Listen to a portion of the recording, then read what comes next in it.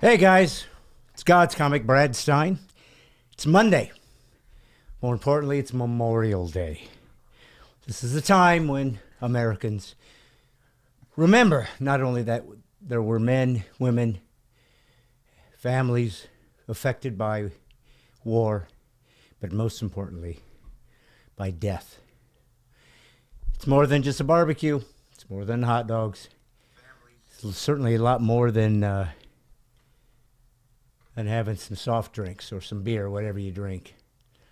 This is a special day. I sit here speaking freely on a microphone, using the First Amendment, because of the sacrifice of those I never knew. So this is a special dedication to all those who've lost loved ones and those who paid the ultimate price for freedom. God bless you. God bless the United States, the greatest nation the world has ever known. This is Brad Stine Has Issues, and this is my song.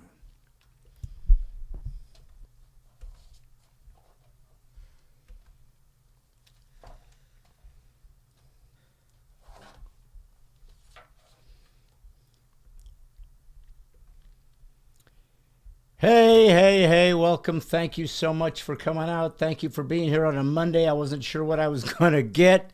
There was one thing I was sure I was going to get, and what was that, Wyatt? Honestly, I don't know. Did we ever talk about getting something for this? There was one thing I knew I was going to get on this Monday. What do you think that was? That was the teleprompter that I got you months ago. No, I knew I was going to get Nick Kress. And I knew I was going to get him first. And you know why? I thought you were talking about things that weren't obvious. No, the Saint Nick is here. He's still doing his job. God bless you, Nick Kress. Man, he knows how to show up. You know, Sean Syrick is second, right? You know who's third, though? Dusty Wilhelm. Dusty's third. Paula Faye Marie Raucci. Blessed are our warriors. Amen. And she is Italian. And if you don't believe it, she has enunciated it 4 times. Paula Faye Marie Raucci. Sorry about the last one. Oh, Raucci. I can't see, son. I'm getting old. Did I tell you that? No, but yeah. It's kind of obvious. Josh Sipes is here. Forrest Bainey's here. Of course, Tinsel Sizemore every time. Stephen Atwood, he's there saying, hello, Brad. Rebecca Daly Dwyer, she showed up. Elizabeth Marie DeTemple Jordan. What is it with the 4 name people? This is getting crazy. I think they're just making this up, Wyatt. There is no such thing as an Elizabeth Marie DeTemple Jordan, is there? I mean, proof's in the pudding, man. Yeah, it's right there. Right. Elizabeth, do you make pudding? My son says there's proof. It means that you exist. There's proof in that. Nice. Chris Sampson, hello from Salta, Argentina. Sorry, you just got us. Hey, how you doing from Argentina? Welcome. God bless you. Josh Bear is here from Indiana, Pennsylvania. Make up your mind. Is it Pennsylvania, Indiana, or Indiana, Pennsylvania? Choose one, please. What's the difference? That's the point. There is no difference. It's like being it's like a multiverse. Who knows if you go to Pennsylvania, Indiana, or Indiana, Pennsylvania, if everything looks exactly the same, but in reverse image. What do you think, Wyatt? I don't think that has to do with anything. Wyatt, who came in like 12th? Corin Boyd. Let's see. Oh. I thought you were asking me to look through the chat. William Winkins here. Brian Vincent Hogan, he's here. Hey, God bless our brave friends. God bless him is right. Nick Kress said intro music must have just been in Brad's head. Apparently, you've got to be kidding. The music never hit. But thanks, Should we Nick. just do it again then? I mean, it's a good song. It is a good song. Did you not do it? I thought I did it. Apparently, I was mislosing. But I can do it now, though. Hi, God's comic Brad Stine with Brad Stine Has Issues. Here's my song.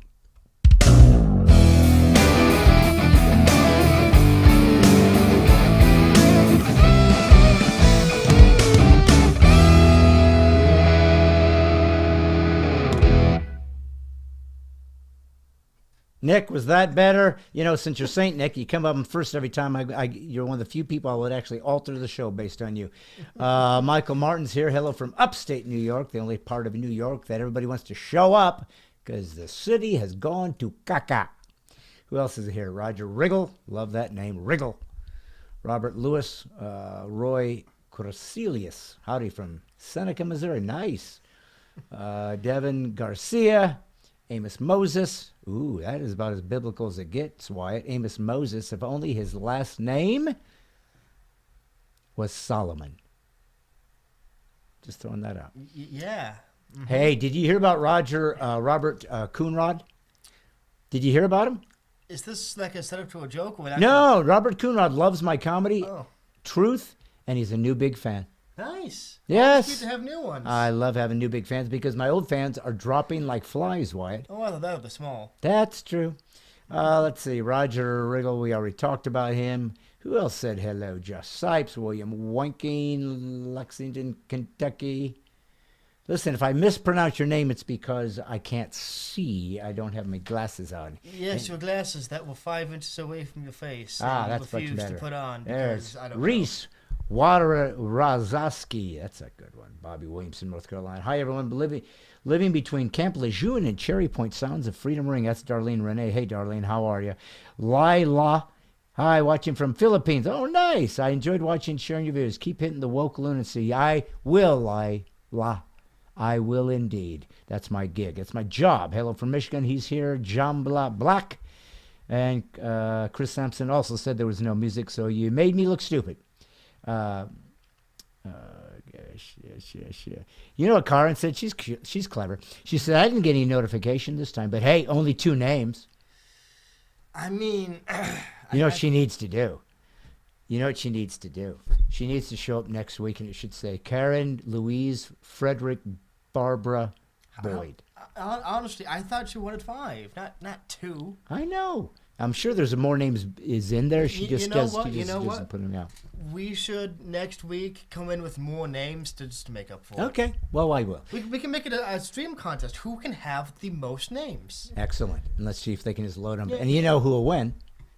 Nick West. Here's the deal. Mm-hmm. My name is Brad Stine. If you don't know me, I was called God's Comic in 2004 by the New Yorker magazine. This podcast is brought to you by Christian Podcast Central. They're a wonderful little podcast group in Southern California. Unfortunately, they're trapped in a bunker, drinking rainwater and eating jerky off of the road because that's all they can afford because they're conservative in California. But Christian Podcast Central, go look them up. Go join them or subscribe, and you'll see lots of cool little podcasts, including mine. So that's something I wanted to tell you. I wanted to say thank you for showing up on a Memorial Day night.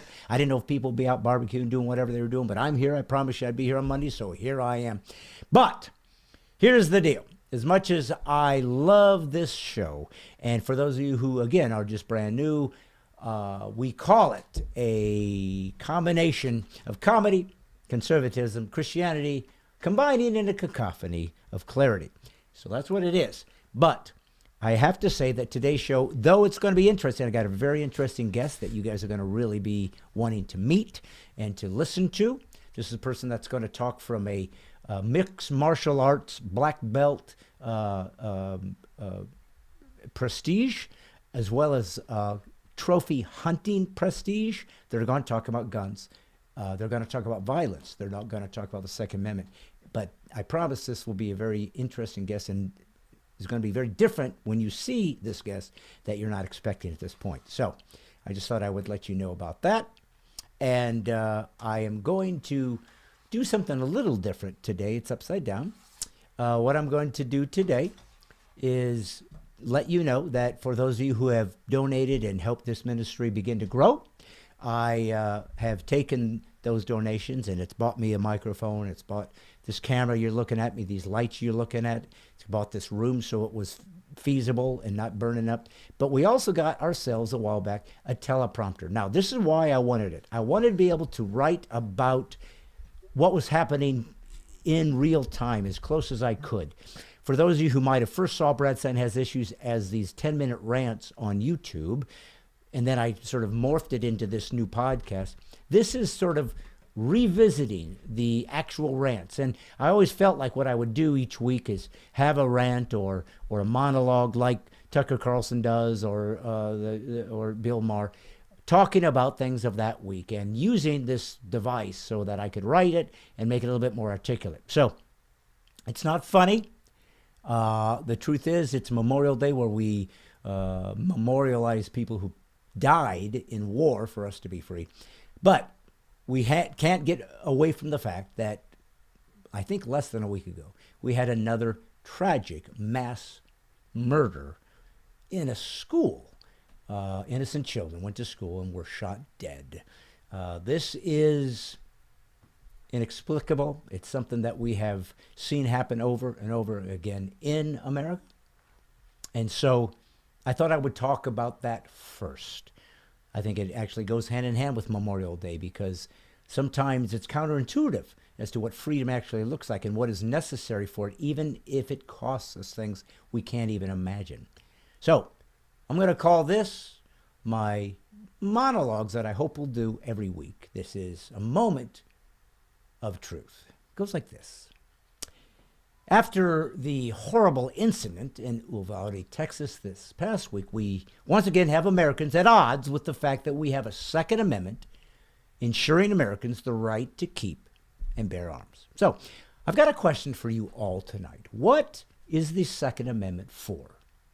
This is a topic that is constantly being evaluated, especially in light of the numerous horrific instances where criminals and mentally unstable individuals use guns to inflict unspeakable evil upon fellow Americans in gruesome acts of cowardice and senseless murder.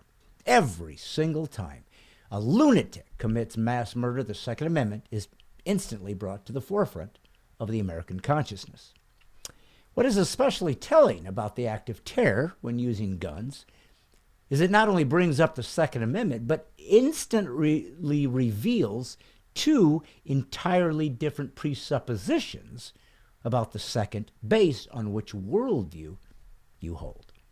Whether you prefer calling it the left or the right, progressive or conservative, we are all well aware that we are at diametrically opposed foundational philosophical worldviews when responding, observing, and most importantly, seeking solutions to the incredible, complicated issues that plague America. So if we can at least agree on one thing, we might have a shot at finding some common ground and maybe, if we're lucky, some solutions moving forward in seeking healing and hope for future generations. When we endure something as mind-boggling as a mass murder, it is imperative we step away, no matter how difficult and impossible it might seem, to step away from our legitimate human emotions of pain and grief and see if we can find the undergirding of what is happening and where we clash so as to see each other as, believe it or not, individuals who actually both want the same thing. But the problem is we often define our words differently from each other and we aren't even aware of it. So let's start with the Constitution. What is it trying to provide for American citizens? First, you must realize the Constitution isn't creating rights for Americans. It's a document that documents what your rights already are. It's simply codifying your inalienable rights so there is no confusion. It is crucial for anyone trying to understand the Constitution that you have to, as in all ideas, start with the foundation. If the Constitution, otherwise known as the Bill of Rights, is to be understood, we first need to understand where those rights come from. Yeah? Since the Constitution was written and debated and ratified by the founders, then, of course, we need to ask them where they're drawing these rights from. We simply go no further than the founding document to find answers. Of course, I'm referring to the Declaration of Independence. Think of the name of that document as we tend to blend it into one seamless title to a piece of paper when it actually means what it says. We are part of the British Empire and we're colonies that they owned, controlled, and laid claim to. But the colonists wanted independence from Great Britain and decided to make it official by literally declaring our independence from their scrutiny, laws, taxes, and most importantly, their control. But of course, to disconnect from your place of origin, especially when that place of origin has a financial stake in your territory, requires a justification that must be acknowledged and accepted by the party by which we hold a grievance. The colonies believed that they had, without help from Britain, created and made productive this new land without the aid or interference from Britain. In other words, over time, it became our country, and we were claiming autonomy as such. They disagreed and were prepared to use force to prove their point, and in so doing, solidified what would provoke our God-given natural right of self-preservation, inculcated in the phrase life, liberty, and the pursuit of happiness. The Revolutionary War gave rise to what would be clarified in the Constitution, the right to never be unable to defend ourselves against tyranny, whether from a government or an individual. Keep in mind that every totalitarian government in history started with, among other things, disarming their citizens. Thus, the purpose of the second is for Americans to always have the right and access to weapons by which to defend themselves against evil. Think of that. They wanted us specifically to be armed so as to be a deterrent to totalitarian government, because that's what weapons are for in battle, a deterrent to defend and neutralize evil people who are in possession of the same weapons. Why? Because you don't have to defend yourself against people who aren't attacking you.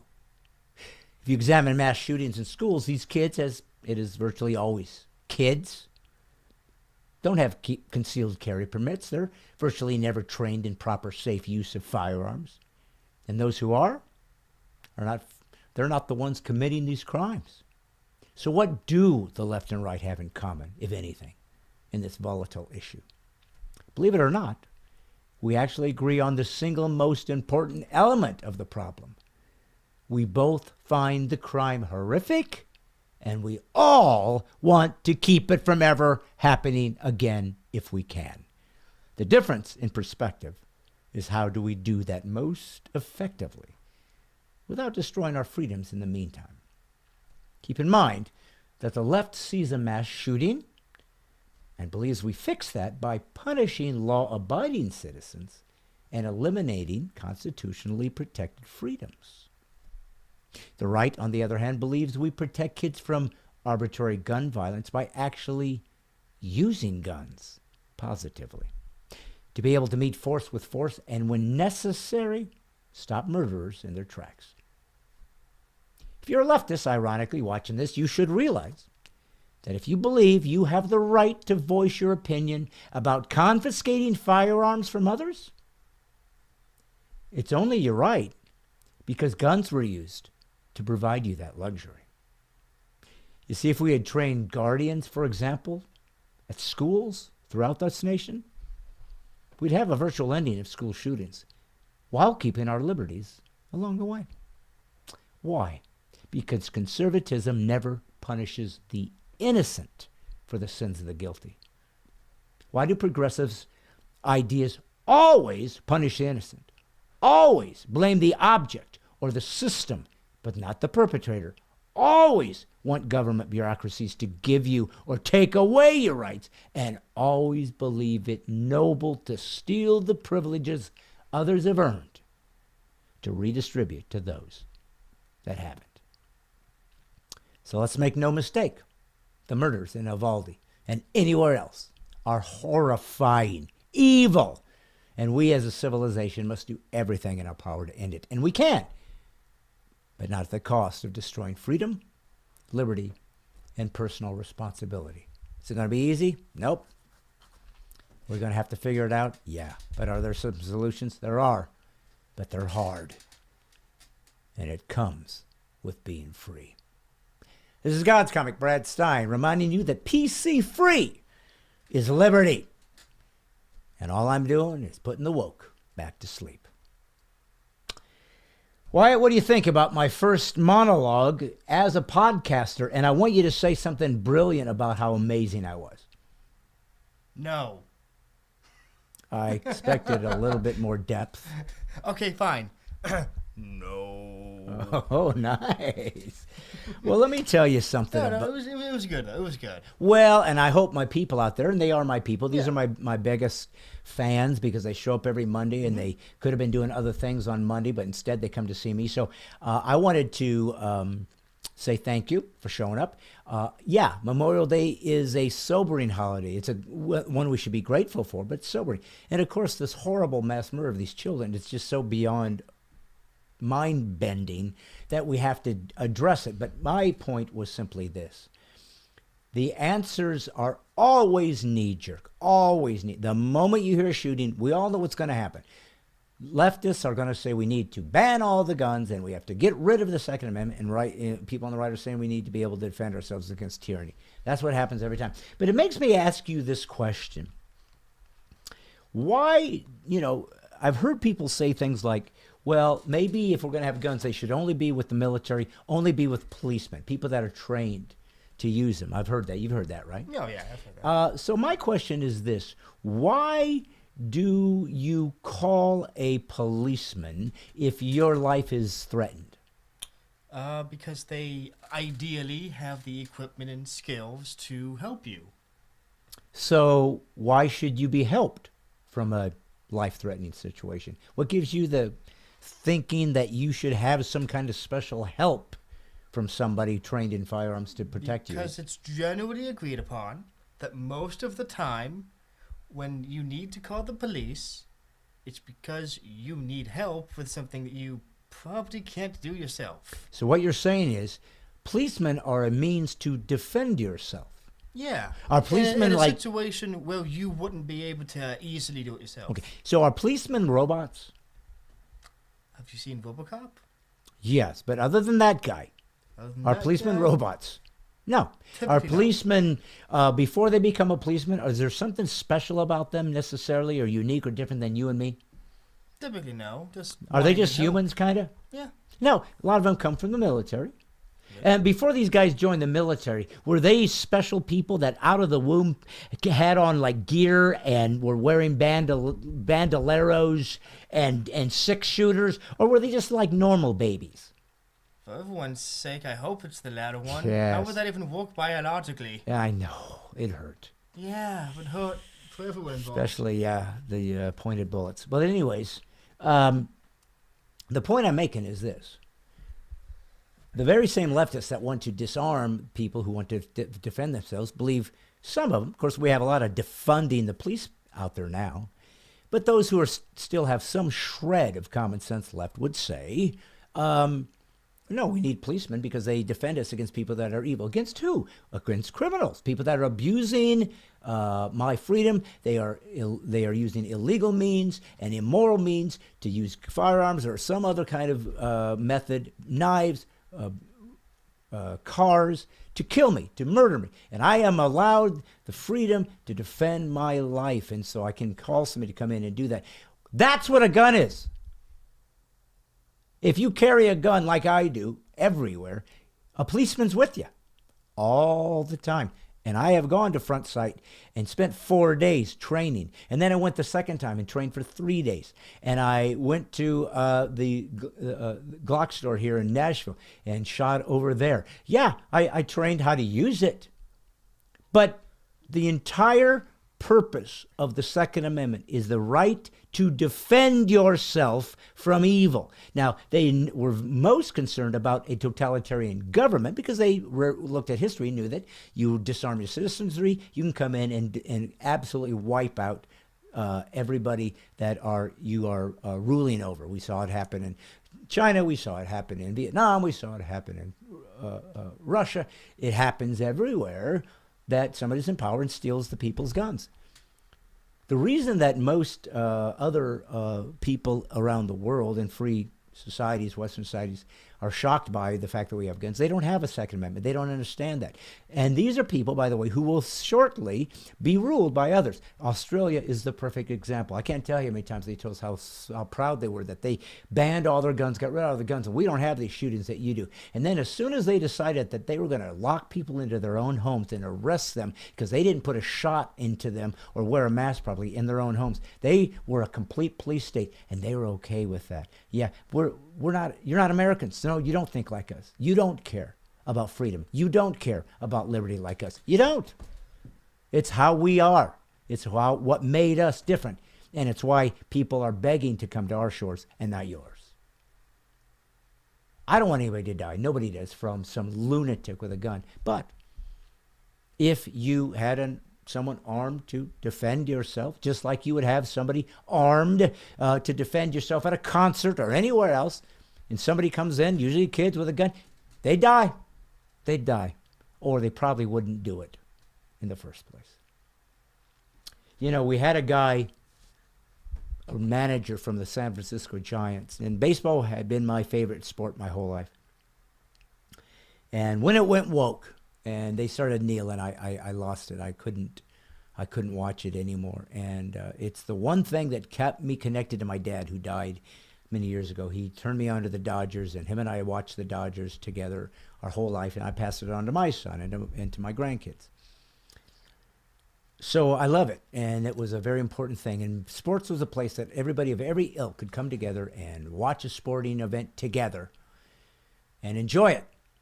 And there were no politics, and there was no religion. You just were all going to enjoy your team.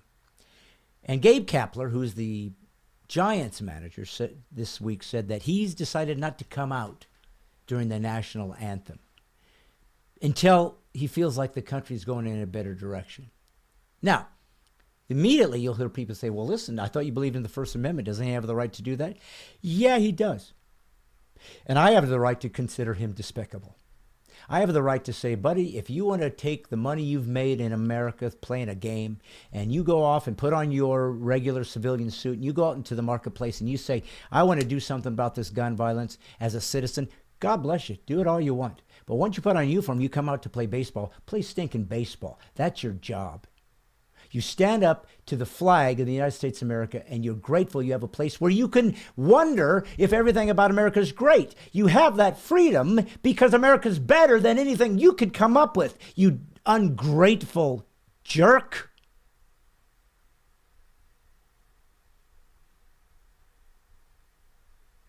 I've often said this. If you live in a country that gives you the right to burn your own flag, that's exactly the reason why you shouldn't. If you don't have the basic ability to observe a nation of freedom that's so beautiful and amazing that it lets you question it regularly, question it, bring up things about what it did wrong and what it did right and what it's trying to go, the freedom to try to convince people to agree with you and get that republic to vote for the ideas you have and get the Congress to instigate those bills and get it to be signed off and get the president to agree with it and get the Supreme Court to make sure it stayed constitutional. If you can get all that to happen, you get to be part of the growth of America as it turns and nuances itself into trying to be whatever nation it can be.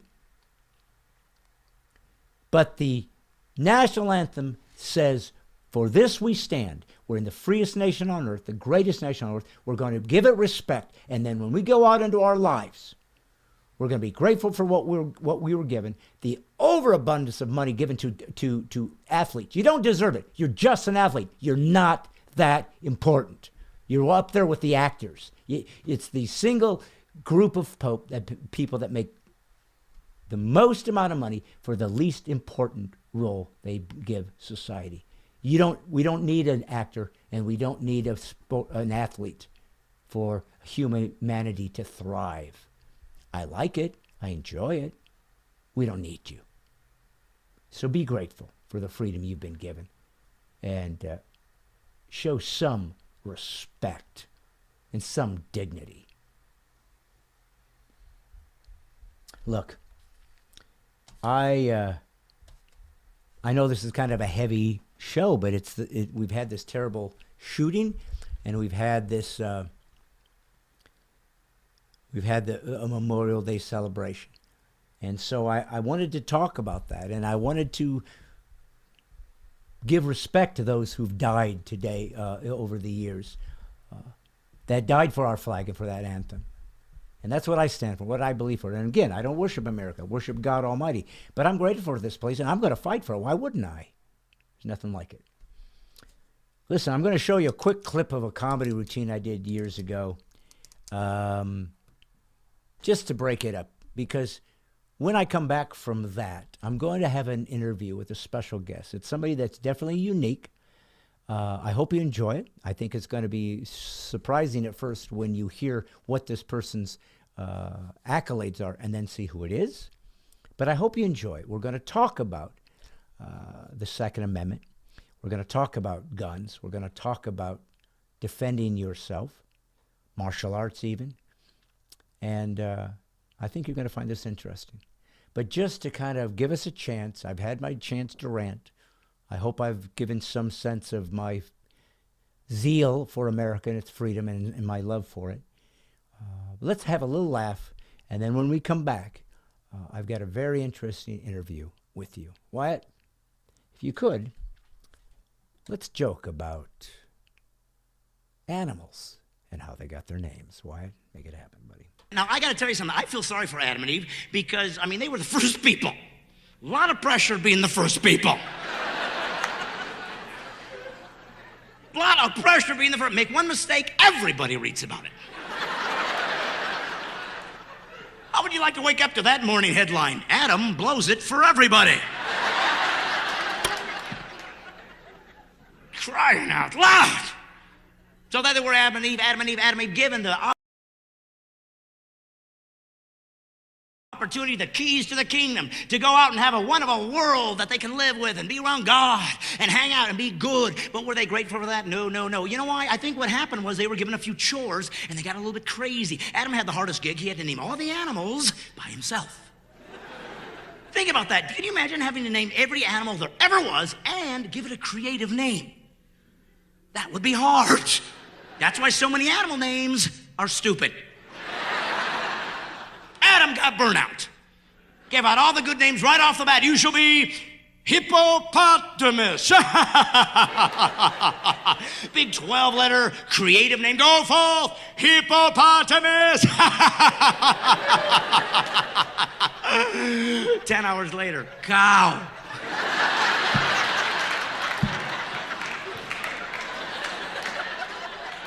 Cow, I guess. I'm running out of letters. I had another one. Yak, yak, yak, yak. By the time the bugs got in line, he just named them whatever they were doing. Fly.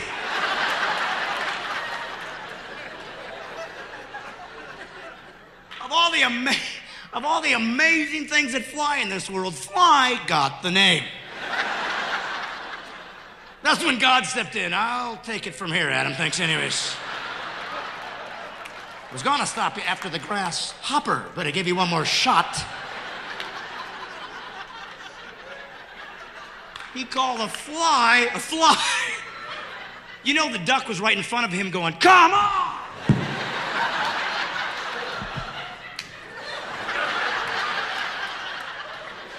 Fly? Duck? But God had to put a kibosh. He had to stop it, otherwise the fish would be a swim. Dog's a doo-doo. Cat's a waste of money. It would have been ridiculous.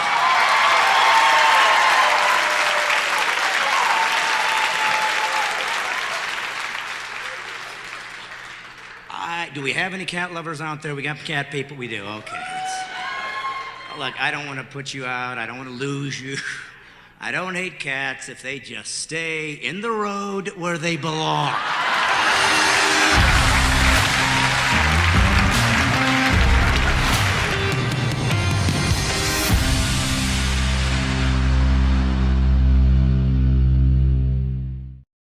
So anyways, as you know,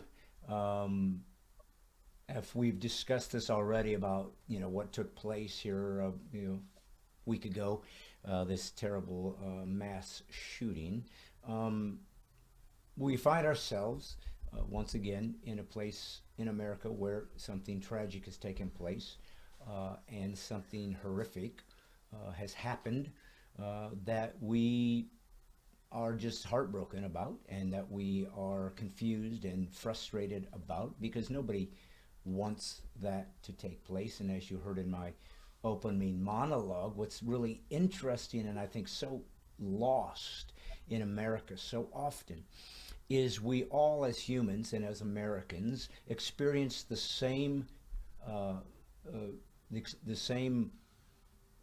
behaviors that are thrust upon us that we didn't ask for, certainly didn't want, And somewhere along the line, we as Americans lost this sense that there's a communal reaction to this.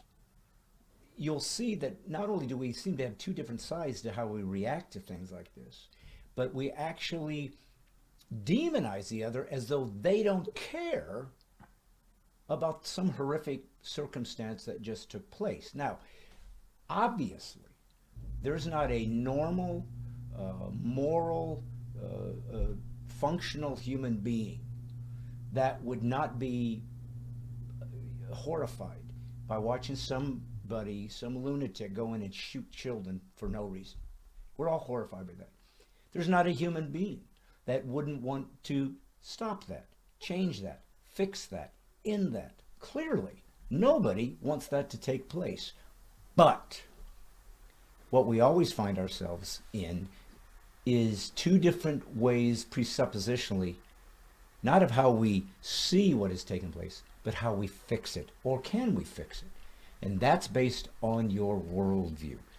What is the answers to these problems, if there are, and how can we go about adjusting them? And so I had a guest that I wanted to bring on to deal with this uniquely, and I chose this guest specifically for lots of reasons that you're about to find out.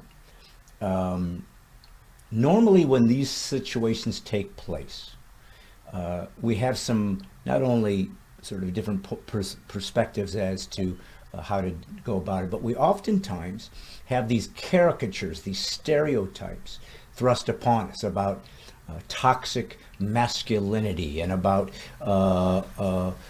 mental illness, and that men and their guns, and how they just if these testosterone-driven brutes could just get off their high horse and care about humanity and amend the Second Amendment and get rid of it, and remove guns so we could have this utopian society, then maybe, just maybe, life would be worth living, right? And so we always see this sort of masculine approach to firearms, to violence, to sort of the martial arts that humanity has endured from time immemorial. There's always been wars, always been fights, always been conflict. So the person that I asked if they would graciously join me doesn't fit the stereotypes. In many ways, they are the antithetical perspective of everything that we think are the only ones that have an answer to this problem, or have the inclinations to deal with violence in a way that is either healthy or unhealthy. And so I am bringing them on to give me their perspective uniquely, and I think you'll find this a fascinating interview. So the reason it's unique and different is because, one, it's not a man, it's a woman who also happens to be an expert, a black belt in Brazilian Jiu-Jitsu, one of the most difficult martial arts disciplines there is. And to get a black belt in Brazilian Jiu-Jitsu, it ain't some little 2-year game. You either are good at it or you don't get it. But it's also, this person is also an expert in firearms, in hunting, essentially everything that is the stereotype of male-dominated sports and activities. She's just as good at and just as interested in. So I thought she might be a wonderful way to get another perspective about something that we need to grapple with in America. I know her father. His name is Doug Giles, and I've known him for many years. Good Christian man, very unorthodox, and I've known him for years, and I have known of his daughters, and had a wonderful time in Texas just a while ago, meeting her and spending some personal time talking to her about her life and where she's at. And so I wanted to bring her on, and I'm so grateful that she took the time to do that. Her name is Regis Giles, and we're going to bring her on right now. Wyatt, if you would, bring on Regis. And now I'm going to switch from this camera to my camera that's on my on my laptop here, so we're going to switch the angle here. Here, and then we'll talk. Anytime, son. There she is. There she is. Hi, Regis. How are you? I'm well. How are you? Okay. Oh, yeah, I got it. I got it. Yeah, I got it. You're doing good. I had to turn my volume on. Regis, I should have told you this. We suck at technology over here in the Stine Has You're not Issues. the only one. It's not an age thing. Yes, exactly. But I know you don't. But anyways, first want to say thank you for taking some time to come be on this program with us. It is kind of a sobering time in America again over a circumstance that is so brutal and just mind-boggling. And we'll get into that in just a moment. But in order to do that effectively, I wanted to give just a quick second, if you want to somehow summarize, you have a very unique, I guess, perspective in your lifestyle and the things that interest you when it comes to, I guess, hunting, firearms, martial arts. So if you don't mind, just a quick background as to what your expertise is in those areas so people understand why you're a great person to explore this with us, and what you got you into these things and why they interest you. Since you're a woman, it actually makes it kind of different, believe it or not. So can you give us a quick background? Yes. Well, this is the first interview I've done in a long time, Brad. So thank you for having me on. I appreciate it. I feel like God's like dragging me back into to have a voice. So I don't know what he's doing, but it'll be interesting. My life experience has been starting hunting at the age of 13. It went from the first hunt of a wild boar in the palms of Florida, Central Florida, where it was very violent and aggressive, to then hunting bear in Alaska and, believe it or not, lions in Africa. Then all along at the age of 9, I've been training jiu-jitsu with the Valente brothers. There's a distinction between Brazilian jiu-jitsu and what the Valente brothers teach. It's a self-defense martial art. Most BJJ academies focus on sport. So it's there's a distinction there. And I got my black belt after 14 years of training with them. I actually remember at a young age, my sister and I, we walked up to our professors and we were like, when are we going to get our black belts? They're like, around 22, if you continue to train. And that's what happened. So I'm 30 now, about to be 31, so still training, still focused on it. And I've had a company in the past that focused on Second Amendment rights and women's self-defense. And so self-defense is something very key for my life. I went to India in the beginning of 2020 before the world was shut down.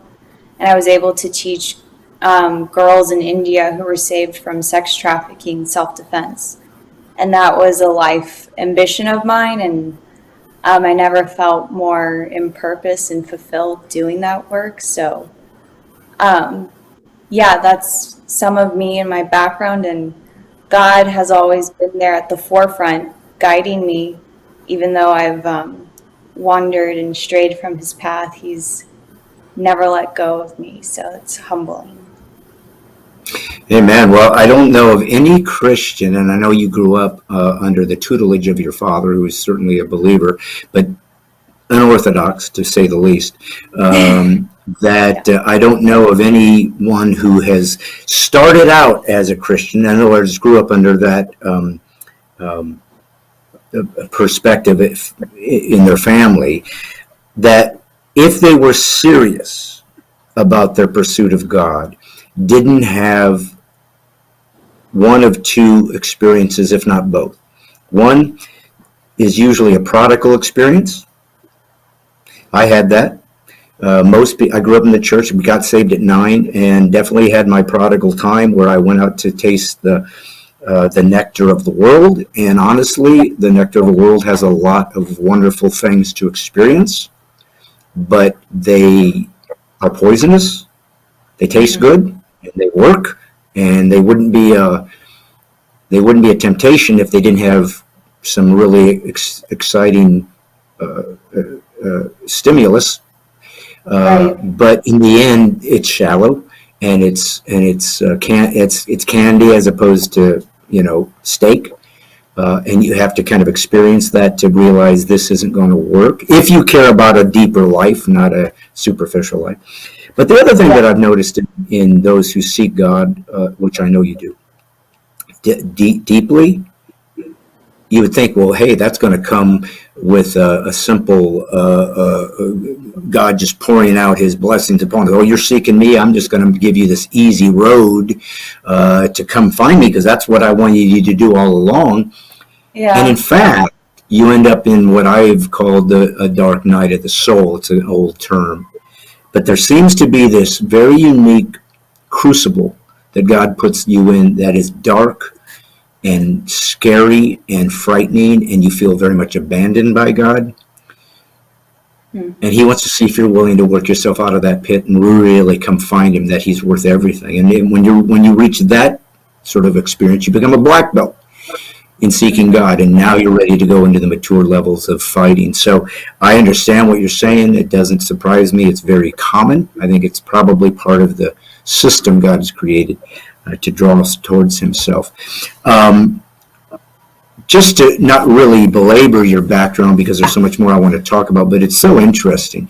You mentioned that your particular style of jiu-jitsu is self-defense. So it sounds like it's more practical. It's actually street fighting to defend yourself, not some sort of formula that oftentimes a lot of martial arts academies that are very generic do. They have you do certain katas, certain moves. I was a black belt in karate, but I feel like it was a waste of my time in retrospect, because they didn't really teach me how to fight.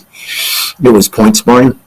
And so would you say, and this is my only reference, I wish I did jiu-jitsu. I think I'm at an age where I probably get hurt too much to try to learn. But too old to start. Yes. And I'm afraid my joints will get all bent, and who knows? I'm an older guy, so I don't know. But it seems like a wonderful martial art, and it seems like it's designed for the shorter, smaller guy like me, because it has nothing to do with strength. It has to do with leverage and positions.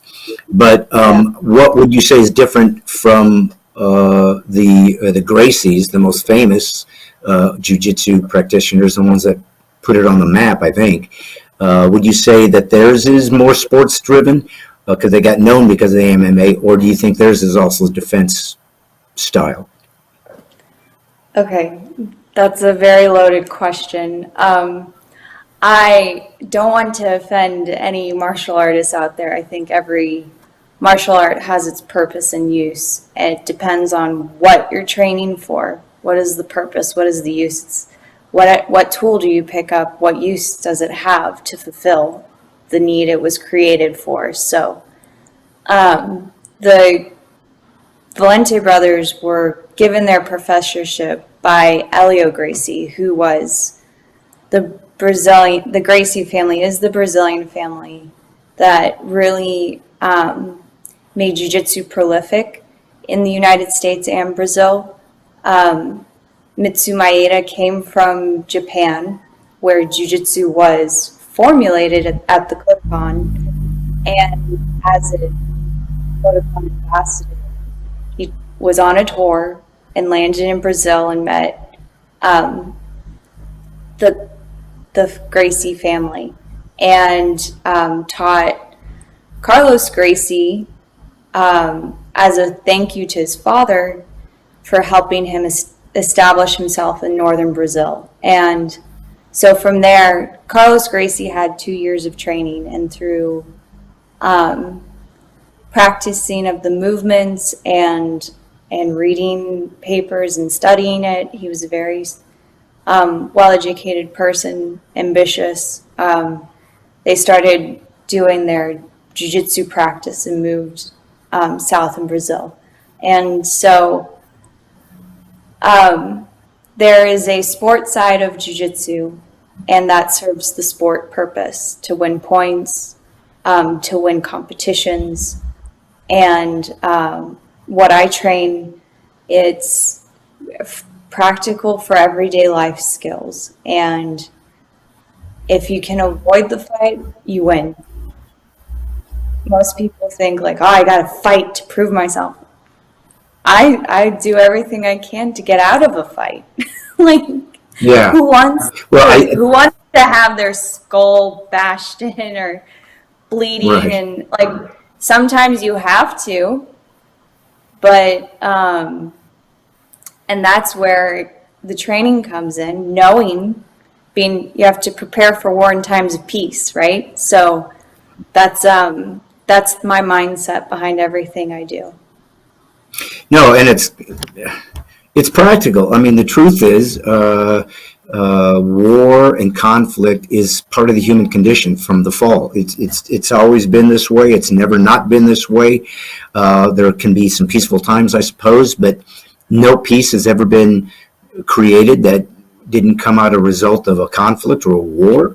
So it is what it is. We just have to accept that. And I think will harken back to some of the things we're going to talk about here a little bit further down the road on this, about this Uvalde massacre. So let me just say, was it your dad that decided, hey, I need to help protect my daughters, I'm going to go find this martial arts for them? Or was it something you kind of stumbled upon and just asked if he'd help you, or combination of both? It was, we moved from West Texas to Miami, Florida. That's what really it was all about. Small town Lubbock to big city Miami. And both my parents decided they wanted their daughters to know how to defend themselves. And it was met with resistance. I know from myself, I don't know specifically from my sister, I can't recollect, but when you're young, you have other ambitions. You want to try other things, and I wanted to do dance and tennis and all these. And my parents were like, "That's fine. You can do all of those things, but you have to do jiu-jitsu. So you need to find time in your schedule for those other things. But this is what you're doing." And so just continued and ended up loving it as I continued. And it's a life journey. Yes. Well, and in true martial arts from the old school, it is more of a philosophy. It's a way of life, right? That is deeper. I mean, one thing I did enjoy about my experience in karate, is as you reach certain ranks, especially black belt, and you bow on before you walk into the mat, and people stop and they have to bow to you to give you respect. There was this idea of respect for the mentors, for the elderly, for those who have gone before you, those who have more skill. And again, those simple disciplines, if they're inculcated in culture, affect kids in a positive way. If they're told to respect certain things, they just might. If they're told that there's certain things that are off limits, doesn't mean they won't try to involve themselves in it, because that's what kids do. They rebel. But they know the rules, and they know they're breaking the rules. And so when we've lost any sort of sense of moral absolutes, which we have, we're in a postmodern world, then kids are going to pick up guns and shoot people, because they don't have any purpose, any hope, any reason to do anything other than get a few minutes of fame on Instagram or TikTok, because that's all they understand about life, is having a few people they don't know telling them that they did something that was worth a like, and that's it. They'll give their life for something like that. Well, let me get into something that I felt was part of what made you interesting to bring on, and it is specifically because of your gender. As a woman, don't you prejudge me. I I know, exactly. I should have asked your pronouns before we got into this. As a woman, though, and of course, like you said, you started young, a young teen girl, going probably, just getting into puberty. So you had a lot more interest, I'm sure, than you instinctively than martial arts. But do you think, and I'm guessing you probably trained mostly with men or boys at that time, because I don't think that, at least maybe 14 years ago, I don't know, maybe it's more popular for girls now, and of course they have a women's division in MMA now. Didn't always have that.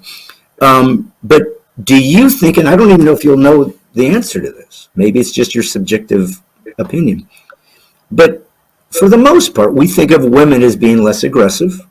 We think of women as being less interested in more physical, demanding sports, certainly violent sports. Women are great at every sport they participate in, but usually it's more the tennis or track and field, one-on-one, more athletically driven. But you don't see them usually going into boxing or kickboxing or MMA or whatever, or football, even if we want to take it to that level.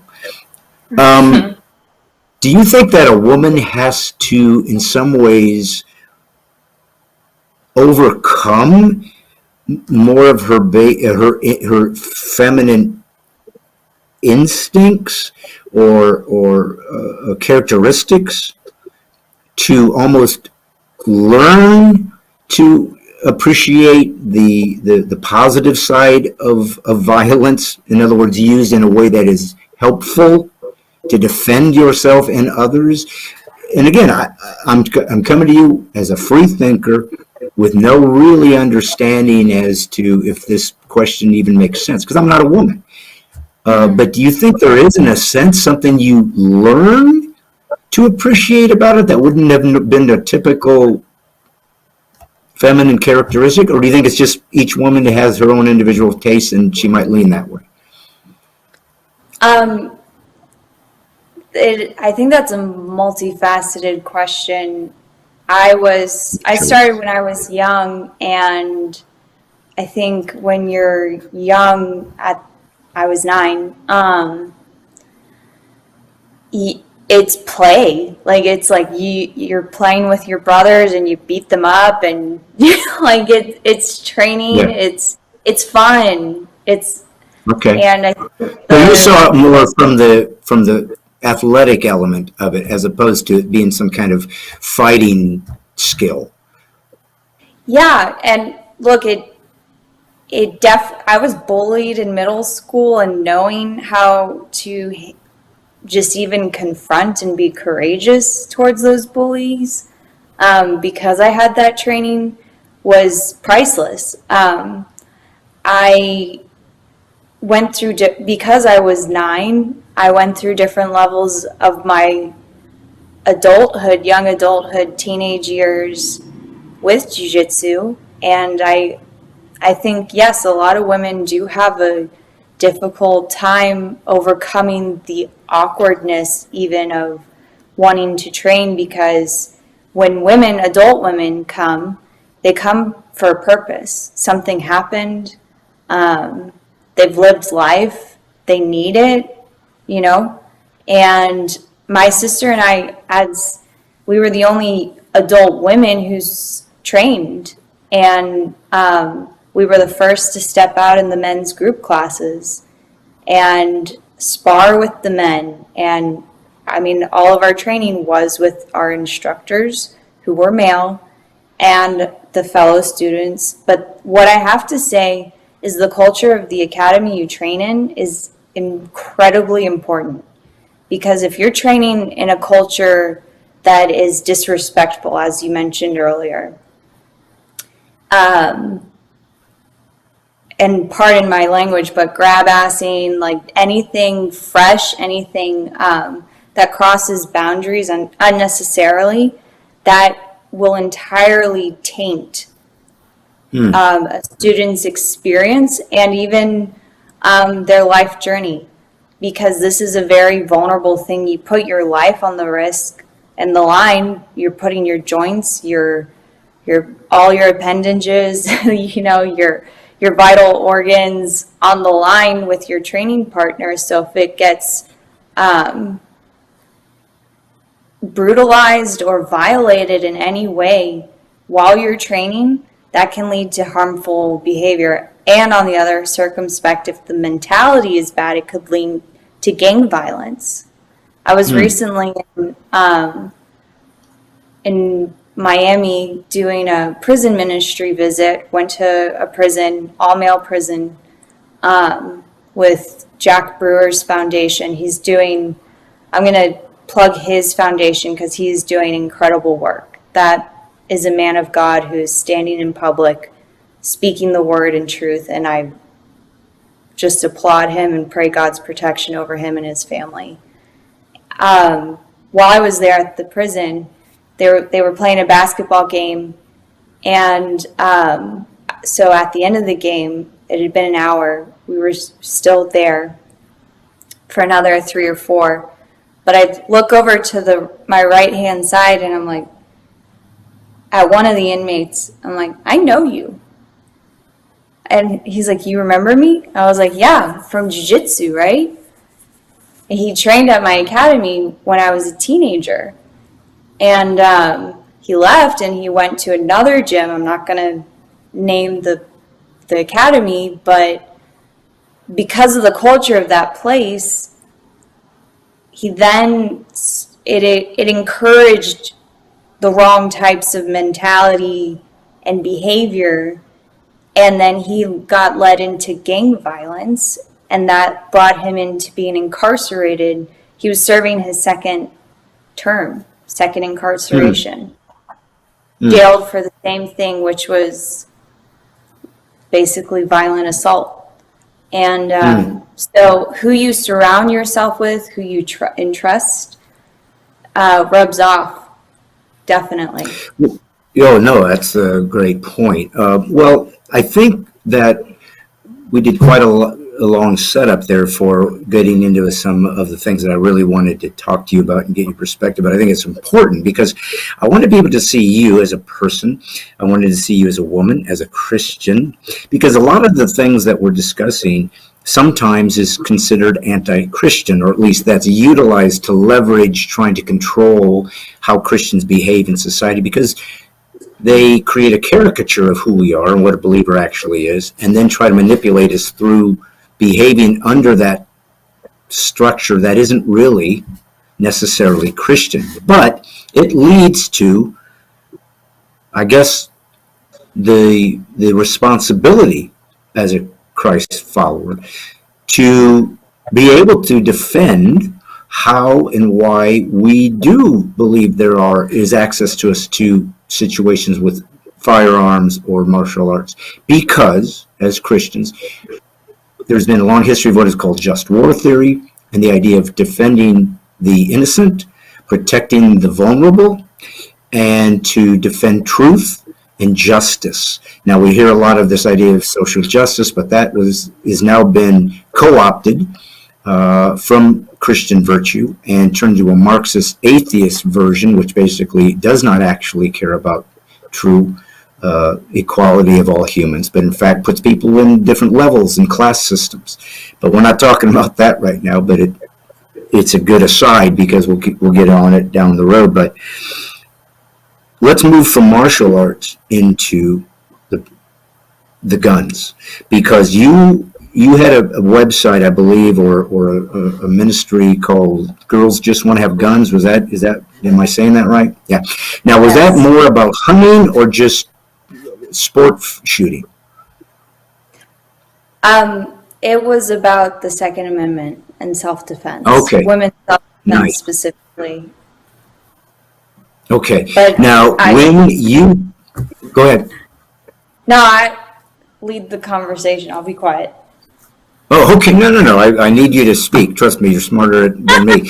But my podcast today opened with my monologue. I don't know if you heard it, about the Second Amendment, and every time we have this horrible situation like we just had, a mass shooting of innocent people who did nothing but go to school,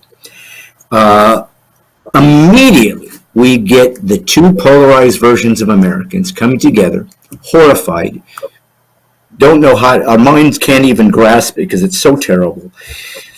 It's so evil. And we don't know how to go about it.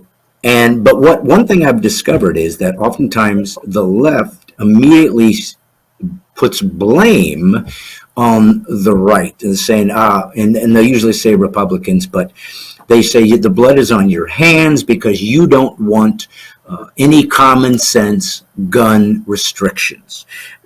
They never define what common sense is. They never define exactly what it is that you think you can add to the mix right now as to what it would do or what we would need to do legally to, in some ways, restrict guns in a way that would keep this from happening, because it never has. Whatever laws are on the books, you still have to have a background check every time you buy a gun. Nobody's ever done a background check. Said, I see you massacred a bunch of people a week ago, so yeah, we're not going to give you a gun. It never happens until it's too late. But you virtually never see any of these kids, these mass murders, and it's usually kids, not always. They usually never have any kind of formal training in firearms. They have no concealed carry permits if that's what they need in their state. They virtually never have some sort of hunting background. What's ironic about the straw man that the left always puts up is that somehow these people who love to hunt, who respect deeply and sacredly the ability to take an animal and be appreciative of that and eat the meat and use it for what it was created for, but in fact turn us into some kind of lunatic, hillbilly, drunken people that want to go out and just shoot stuff, which is not close to what people who actually care about guns in the Second Amendment are like. So when you began to hunt, I'm just curious, do you think that gave you a different perspective in firearms as more of tools, and certainly a respect for them as to what their value is for? Do you think that helped you in formulating your respect for the Second Amendment, or do you think they're two entirely different ideologies? I think they're one and the same, because a firearm does have a specific purpose, and that is to take life. You recognize it and defend life. It's all in the intent of the heart, right? What is murder and self-defense? The only differentiation is the intent of the heart. So I think it's appalling how both sides of the party are politicizing this. Oh, you're attacking our gun rights. We need more gun control. Why not grieve for the soul who actually committed those murders? That poor man was tormented by demons, and he had no one in his community out there to save him. Christians should feel ashamed for not reaching out to them. I'm sure there was someone in his community who saw what was going on, even the mother. And I saw recently the mother asked for forgiveness. Forgive me, forgive my son. And forgiveness is a powerful thing. Christ died on the cross for our sins, even though we didn't deserve it. Well, and of course. And that's a deeply sophisticated philosophy. As a matter of fact, it's one of a kind. I've made jokes about this, but this is the only religion in human history that said, love your enemy. Pray for those that despitefully use you. And here's what's interesting. You can't love your enemy unless you have one. So God kind of says you're going to have enemies. This is how the game works. Just pray for those that despitefully use you. How do you learn how to pray for those that despitefully use you unless you're despitefully used? There's going to be people that are going to abuse you, that are going to torment you, that are going to malign you, that are going to try to harm you, and will sometimes win in that regard. Not in the eternal domain, but sometimes you don't see justice. Sometimes when horrific things like this happen, we don't know how to grapple with it because it's just too much outside of our normal, rational typically moral way of seeing the world. So I think what you're saying is certainly a Christian idea, that you are supposed to need to forgive just as God does. We have to assume, in this particular case, this guy wasn't a Christian, which means demons could easily be part of his what he grappled with. And by the way, based on that, he's in hell right now. Yeah, if he's not a believer, he's in hell right now. So he got his just desert. He's paid and will pay forever for what he did. We're not supposed to be great. I don't know. We're not supposed to revel in that. We should be brokenhearted that anybody doesn't know God and find God. But since your expertise, your ministry for so long was about the Second Amendment, what do you think the left gets wrong about the Second Amendment? Every time something like this happens, they see it as an imposition to actually stopping this from happening. We now have some folks on the air saying we need to revoke the Second Amendment. We need to get rid of it. So what would you say, if you could summarize, what do you think is the biggest thing the left misses when it comes to why we have a Second Amendment and how incredibly important it is if you want to remain a free people? I think, as you just said, remain a free person. It's a deception that they believe that because of the omission of the tool, that sin would not occur anymore. But unfortunately, that's not the case until everyone accepts Christ in their heart. And even then, it's still warfare because we live on earth where sin, and we live in a flesh tent. Like, it's created from sin, born into sin. So the deception is that the omission of the tool will solve the object and issue, but it's a condition of the heart. That's the issue. And so relinquishing a freedom to protect your life is not what you should do, because then it makes you vulnerable. And I love how these people are also defund the police, but then the moment they need help, call 911. Really? Yeah. Well, we can't, because we just told everyone to take their money, and now they don't have the resources. So, and I also want to grieve for those families that were unjustly harmed. I personally, there are connections of people that I know whose nieces died in that attack, and those families are going through grief right now that is unimaginable, and they will have to, at some point in their life, have to forgive that person in order to move on and really experience the fullness of Christ's love. But let me tell you, Brad, like, my past interviews on Second Amendment stuff from my company, they wouldn't have gone like this normally. I would have towed the Second Amendment line. And I find it appalling that even the Second Amendment community are saying, look at all the gun grabbers instantly attacking our Second Amendment rights. It's like, can you just stop and give the family, recognize the grief the family's going in right now, and just be with them and stand with them and lend a helping hand?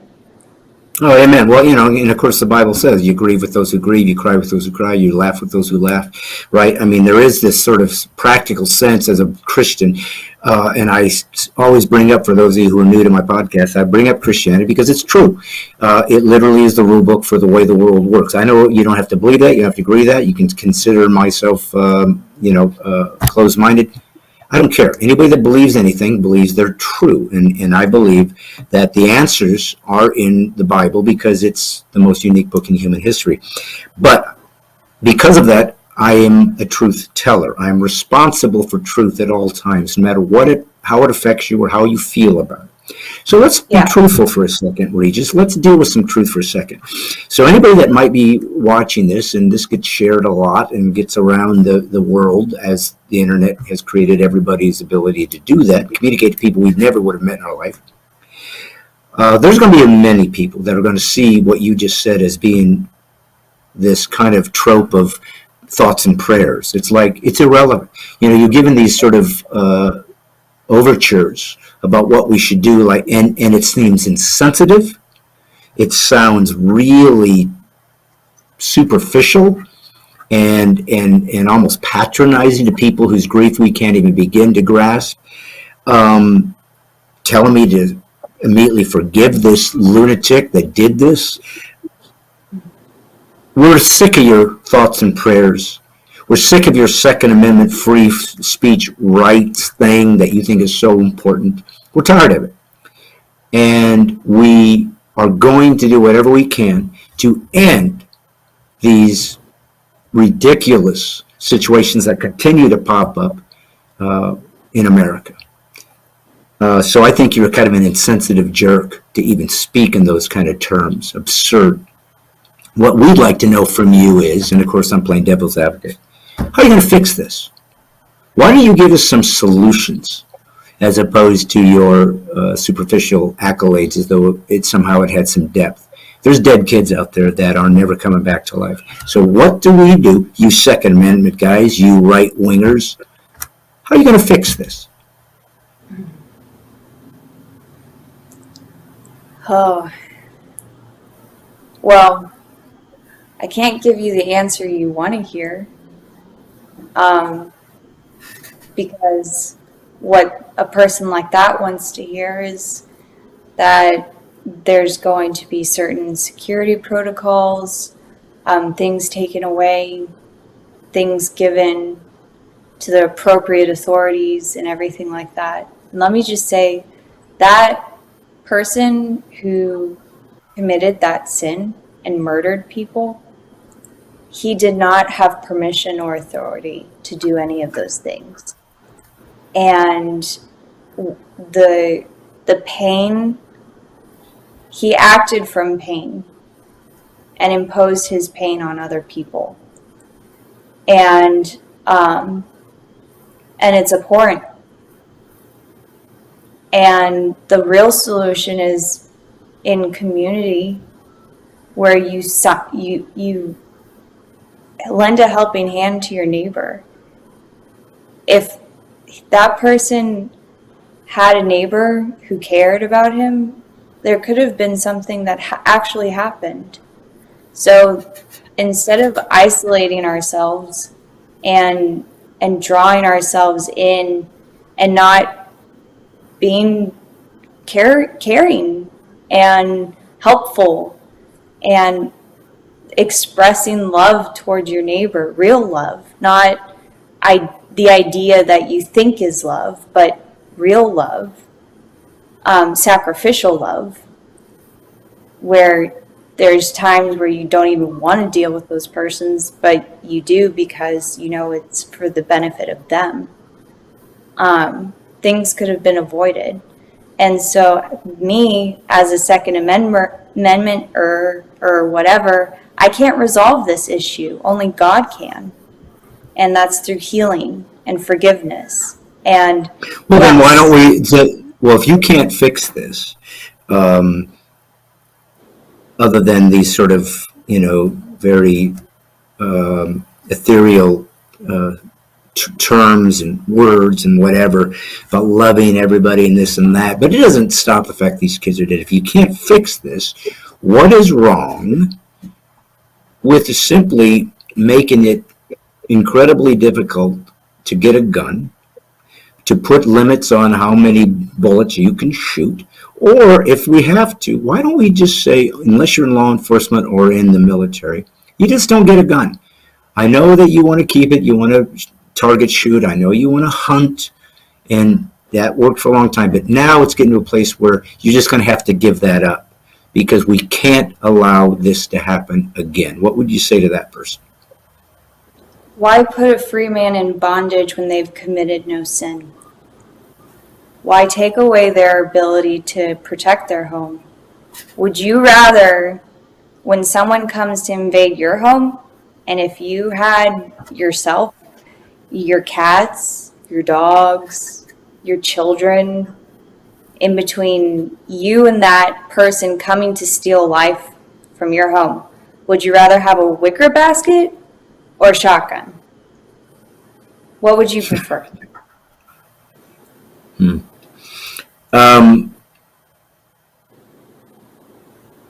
Do you think that women in general, and this is going to sound really sexist, and I'm glad because I don't give a crap. I talk how I feel and what I do. Do you think I can women take in it. general? I know you can, but you're such a perfect, guest for something like this because of your unique interests and skills.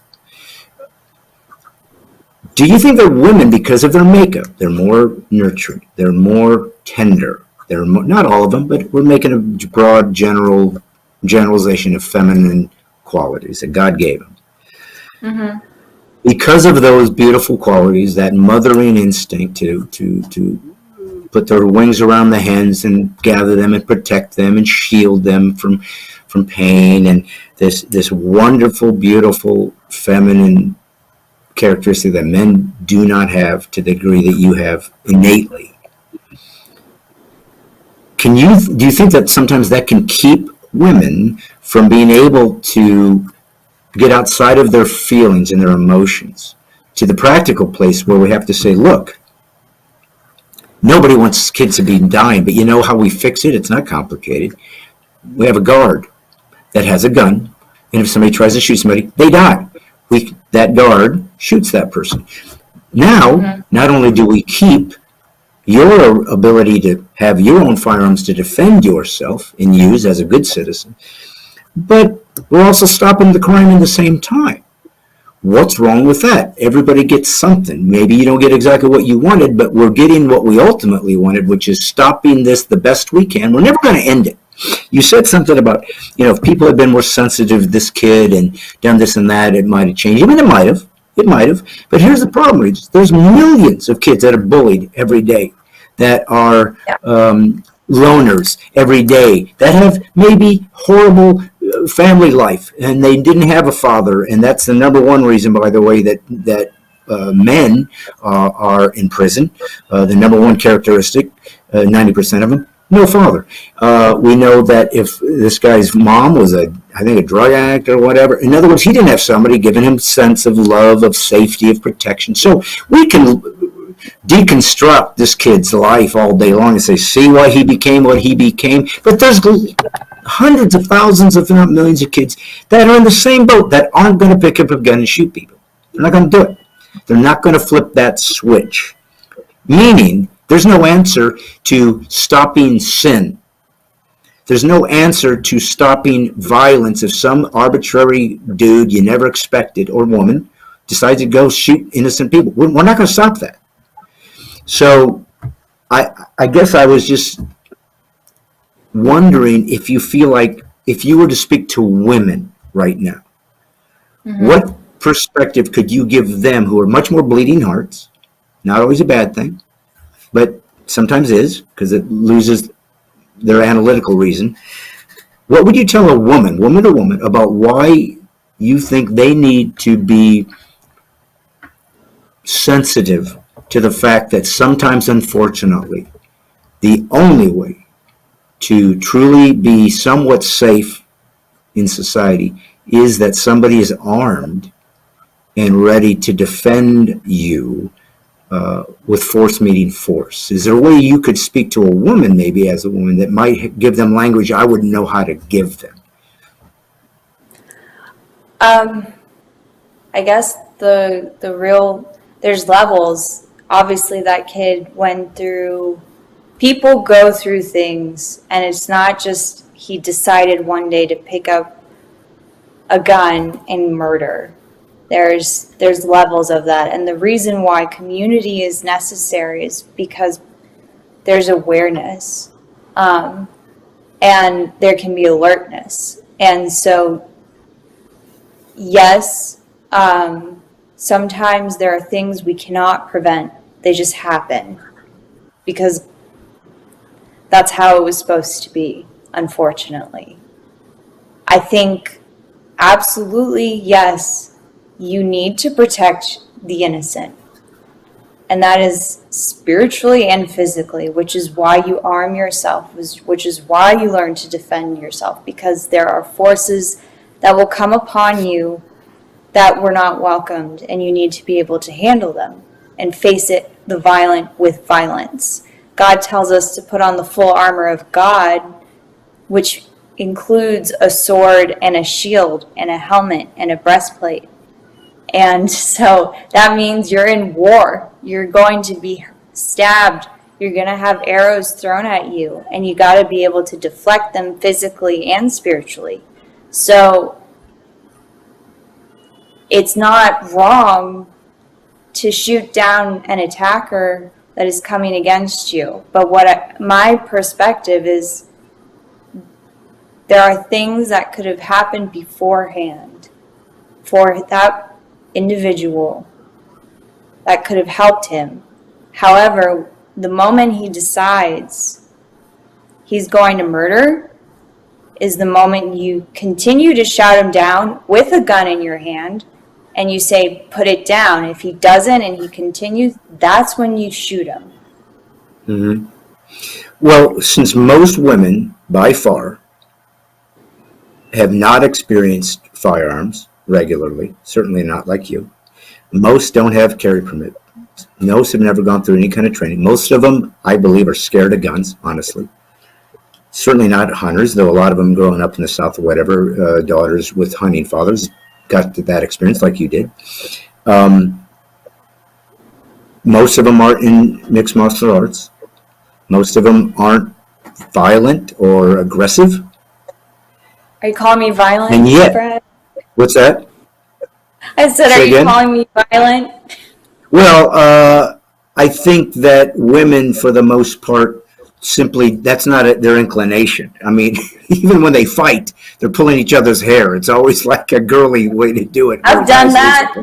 It works. Yeah, it's true. But being that you are a maverick to a certain degree, a unique woman, and somebody that I respect, and in no ways am I thinking of it anything but a wonderful life that you're leaving, and things you can teach anybody, let alone women. But I lean on that because they're the ones that are the most vulnerable.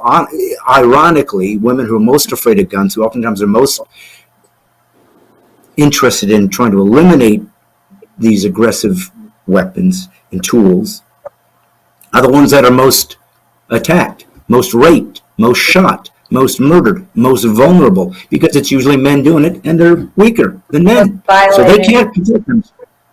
So for a woman that is kind of like going, I can't pick up a gun, I'm scared of it, I just feel like it's not for me, God will protect me, whatever. How would you speak to her? What would you tell her about a way to revisit a way to defend herself and to protect herself and her family in the future? Yeah.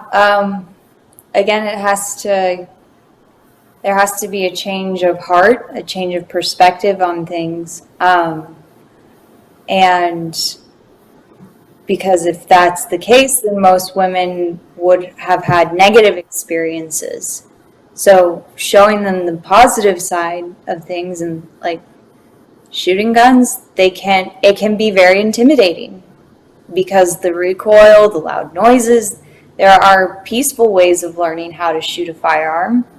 There are correct ways to do it. So having the right instructor and exposure is very necessary. And it's not scary once you actually know the function of the tool and how it operates. Everything that you don't know is scary in general. Like life the unknown is scary because you don't know. And it's only until you attempt to step out that things don't become so scary. And so I definitely encourage women to seek a course that first observe it. You don't have to jump in and do it. Observe. Then if it's not something you feel comfortable doing, step back, find another place. Just because the introduction wasn't correct doesn't mean the application was wrong. And self-defense is important. Protecting your life is important because you can help other people too. And it's part of self-defense is not only about you, it's about helping others too. And I think that's what most women love about it, is that the fact that they feel empowered enough to help those who they love around them. And it's a beautiful and powerful thing. It's by no means a false sense of confidence. It's very true confidence, and you know what you're capable of and what you're incapable of, and you know which environments to place yourself in and which ones to not place yourself in. And like I said before, avoiding the fight is winning the fight entirely. And so yes, if we're talking about schools and their safety, I think teachers should be able to carry. Forget a guard, I think teachers should have the capacity to carry a firearm if they want to. I do believe that Americans need to focus on training with their firearms instead of just get a gun and shoot it. Like, there's improper ways of holding a gun, and you can see it time and time again on YouTube, all the mistakes and blunders. And it's funny on the video, but that's a deadly weapon. It's a tool with a specific purpose, and you don't respect that purpose, you could harm someone accidentally. So when you take the responsibility on to carry, you better fully take that responsibility and train to the extent.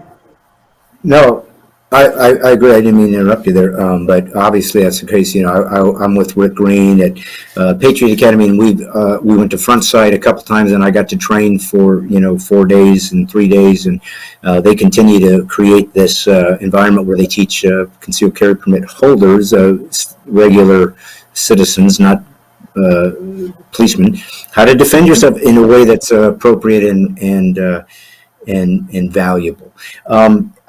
As I get ready to wrap this up and let you go, earlier I said, what would you say to a left-leaning or progressive who says, we need to get rid of guns because of this violence, it's got to end, what do we do? And essentially summarized it by saying, why am you punishing the innocent? And those who actually are effective with these weapons would use them to help us. Why are you punishing them and eliminating their ability to actually stop these evil things? Why would you do that instead of and be practical about it? With the realization there's too many guns, and this is America. Second Amendment's never going away. Ironically, people that would try to take away the Second Amendment are going to face people who believe in the Second Amendment. This is the problem. We know that every totalitarian government in human history starts by disarming its citizenry. That's the point of the Second Amendment, as I said earlier in my monologue. The whole point of it is a deterrent against aggressors, whether they're governments or people. That's why it was created. And that's never going to change and never going to go away. And I'm certainly not going to depend on my government to protect me, because they've already proven through Corona cult that they'll steal every liberty and rule me as quick as they can, because that's the human condition. But I want to leave with this, and hope maybe we can do this again sometime, talk about some other topics, because I love talking to you and I love your perspective. It's so unique. But we've talked about leftists and how they would see this and their knee jerk to these things, and how maybe some of the things that they see are wrong and misconstrued, even though they care about ending violence, as we all would like to. So the other thing I would want to not leave without you answering, though, is how would you recommend those of us who are Second Amendment believers, those who are conservative, those who believe and understand that we are fallen humans, that we have to defend ourselves against evil because it's going to come.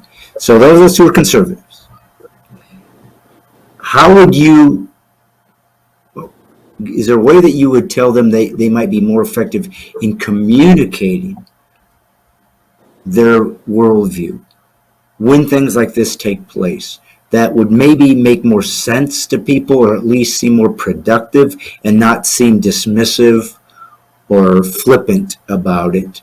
And we're not, but sometimes we're viewed that way. How would you recommend somebody who is a Second Amendment believer better communicate or their perspective in a way that seems practical and reasonable to somebody that doesn't see it that way?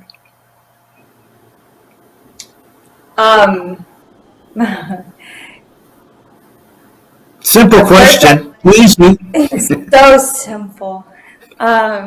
First, I wanted to point out, like, the left's response and how crafty Satan is. Like, now, and I'm not saying leftists are demonic, or anything like that, but I'm just saying they often fall for his ploys. This sin was stemmed in anger. Christ said, if you're angry or hate your brother, you might as well have committed murder. And that's what this is. They're responding in anger as the solution to then further enslave the innocent. Isn't that Satan's handiwork? So I would say to Second Amendment people, make sure your relationship with the Lord is rock solid, and not believing in the Constitution or Bill of Rights, because our freedom is not given to us by any government, because God has ultimate dominion and rule.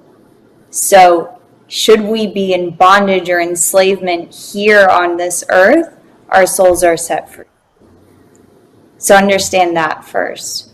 Second, respond with the love of Christ, and not in a mocking way, but in humility and understanding that these people are grieving, and that the Lord says to love our enemies, because what differentiates us from the Gentiles or the Pharisees or the Sadducees if we only love our fellow brethren?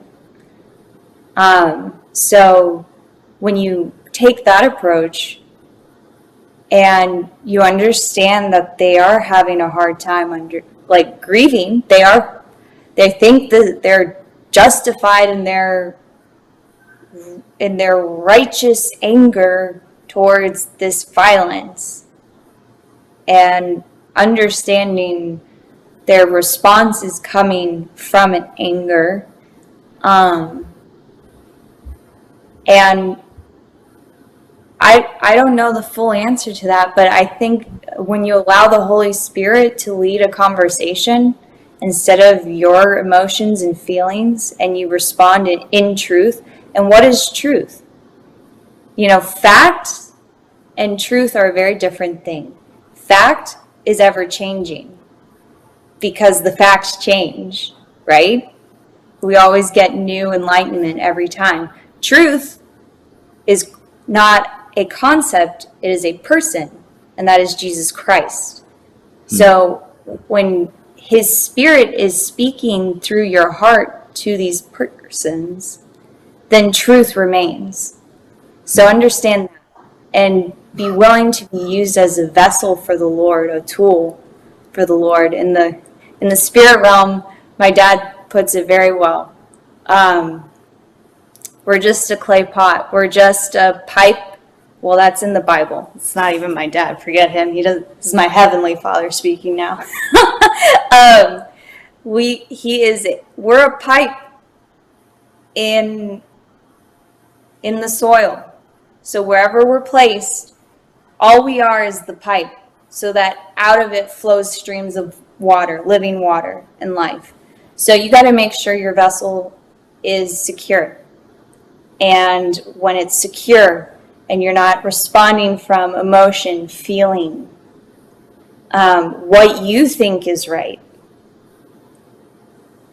Well, and that's great. I think it's beautiful. Of course, some folks that watch my show, I have an atheist that watches regularly and people that aren't necessarily Christians, but yet they oftentimes don't understand the Judeo-Christian worldview is what shaped the West. So even if you're not a Christian, the idea of being a truth teller, dealing with truth and facts, if they comport to the truth, in a calm, respectful way, being aware that people are very fragile. They've just seen this brutal murder of children, and trying to be sympathetic to that and not gloss it over with just, bumper sticker psychology, but try to give them some empathy and love and dignity, but speak truth. Hey, we have to be able to defend ourselves. If you think it's bad that they're butchering 19 kids by some lunatic, and it was. It's horrifying.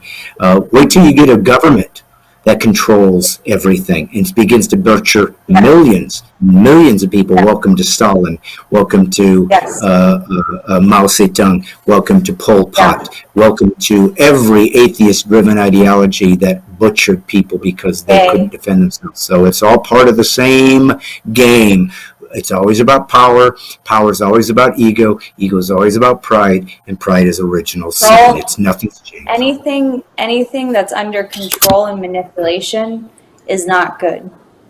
Right. It's not good. Right. And we have to be aware of that and be willing to fight for that as Christians, to that truth and that reality. Well, listen, Regis, thank you so much. We went longer than I expected, but I'm grateful you were able to do that. You have so much to say, and I promise I want to have you back on if you will, because I just love your unique perspective. So before I leave, I'm not sure, you've mentioned about what you used to do, and I know that things got changed.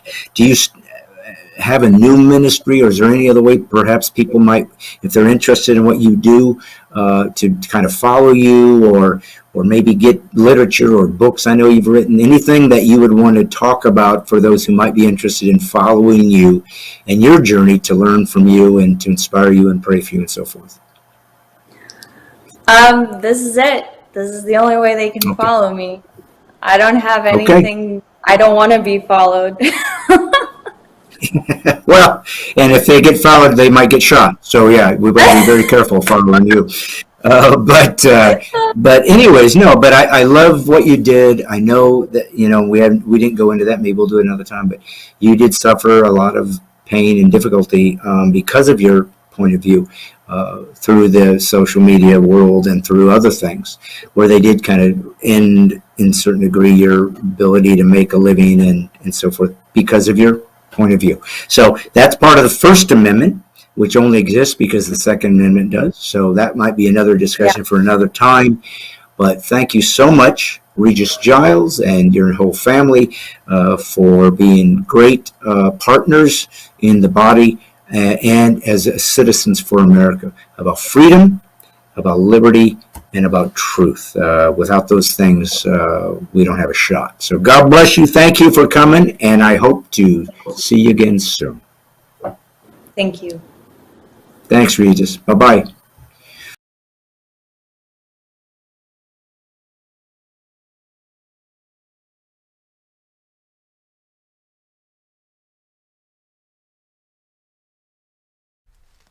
Go ahead.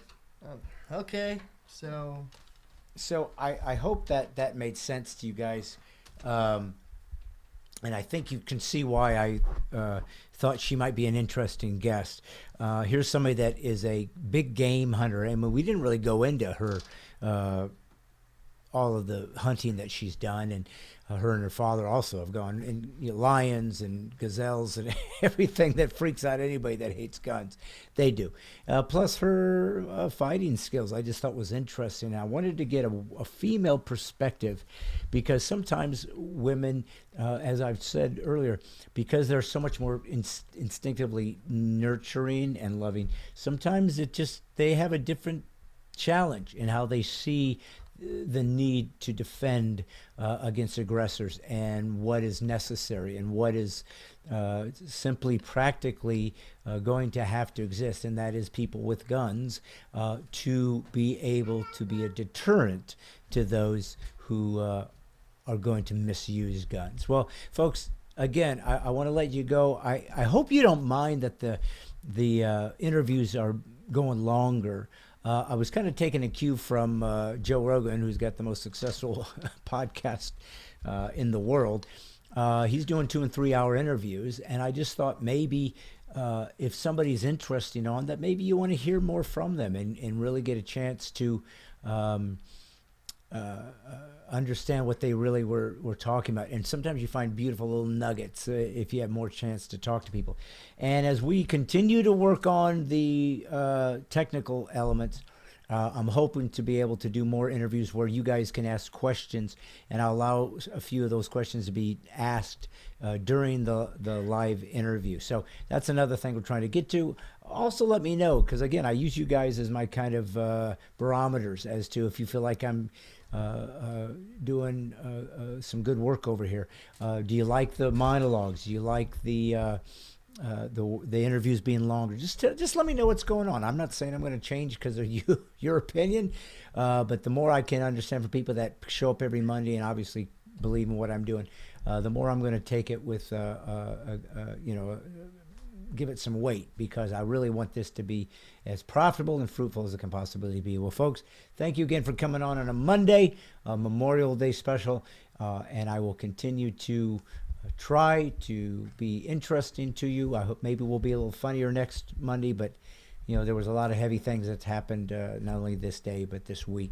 But thank you so much for always showing up. If you believe in what I'm doing and you want to see it grow and also be able to come out and do live events, you can just say, hey, I'd like to have a link to give, and I can give you my nonprofit ministry, and you can give and help this continue to grow, and again, hopefully get more live events out there where you can come see my comedy and have me talk about the things that are changing in America, and see if we can find ways to fight back. So remember, this is God's Comic Brad Stine.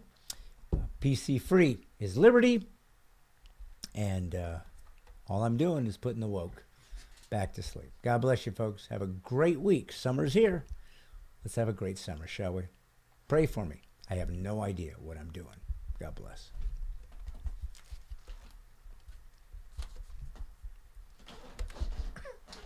All right, cool. Yeah.